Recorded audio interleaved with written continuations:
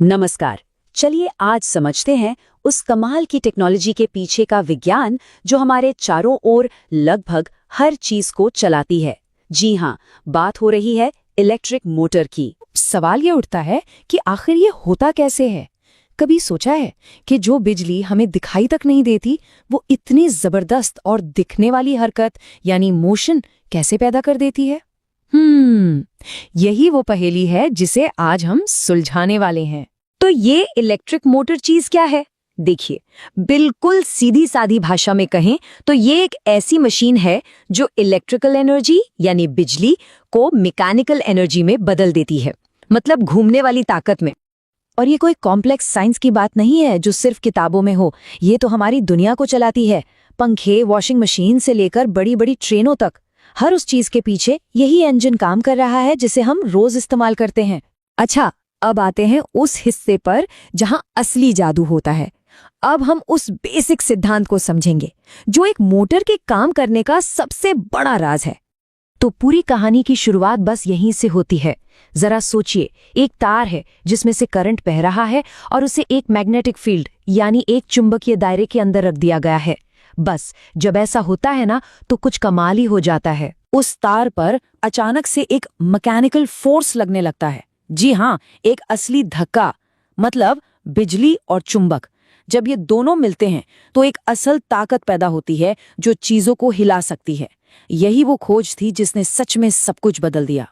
और देखिए, साइंस में हर चीज का एक हिसाब होता है, तो इस फोर्स को नापने का भी एक सीधा सा फॉर्मूला है। F=BIL sin theta. सुनने में शायद थोड़ा टेक्निकल लगे, पर असल में इस पूरी प्रक्रिया की चाबी यही इक्वेशन है। ठीक है, तो अब ये तो पता चल गया कि एक फोर्स लगता है, एक धक्का लगता है, पर अगला बड़ा सवाल ये है कि ये धक्का लगेगा किस तरफ, ऊपर, नीचे, दाएं, बाएं। इसका पता लगाने का भी एक बहुत ही मजेदार तरीका है, और वो तरीका है फ्लेमिंग का लेफ्ट हैंड रूल यानी बाएं हाथ का नियम। ये एक कमाल का टूल है जिससे गति की दिशा का बिल्कुल सटीक अंदाजा लगाया जा सकता है। चलिए इसको समझते हैं।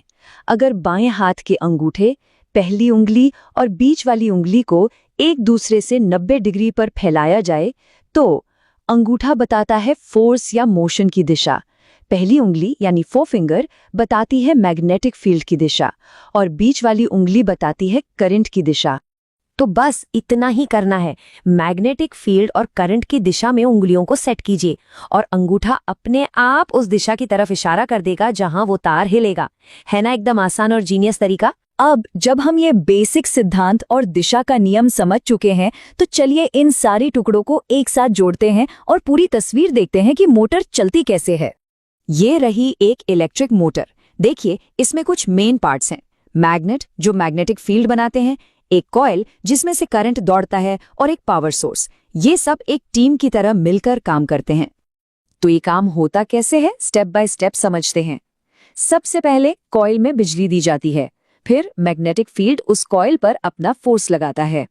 अब फ्लेमिंग के नियम के हिसाब से कॉइल का एक हिस्सा ऊपर की तरफ जाता है और दूसरा नीचे की तरफ, और बस कॉइल घूमने लगती है और इस तरह मोशन पैदा हो जाता है। लेकिन रुकिए, कॉइल को सिर्फ एक बार नहीं बल्कि लगातार घुमाना है। यहीं पर एंट्री होती है कम्यूटेटर और ब्रश की। इसे ऐसे समझिए, कम्यूटेटर एक घूमने वाला स्विच है। जैसे ही कॉइल आधा घूमती है, ये कम्यूटेटर करंट की दिशा को पलट देता है। इससे क्या होता है, इससे कॉइल पर लगने वाले धक्के की दिशा भी सही हो जाती है और वो एक ही डायरेक्शन में घूमती रहती है, रुकती नहीं। तो देखा आपने, एक बहुत ही सीधे साधे वैज्ञानिक सिद्धांत से शुरू होकर हम एक लगातार घूमने वाली शक्तिशाली मैकेनिकल एनर्जी तक पहुंच जाते हैं। ये साइंस की खूबसूरती का एक बेहतरीन नमूना है। सोचिए, इसी एक सिद्धांत ने 100 साल से भी पहले दुनिया में एक क्रांति ला दी थी। आज भी हमारी मॉडर्न दुनिया इसी पर चल रही है। तो सवाल ये है कि भविष्य में ये हमें और कहां ले जाएगा? इस पर सोचना तो बनता है।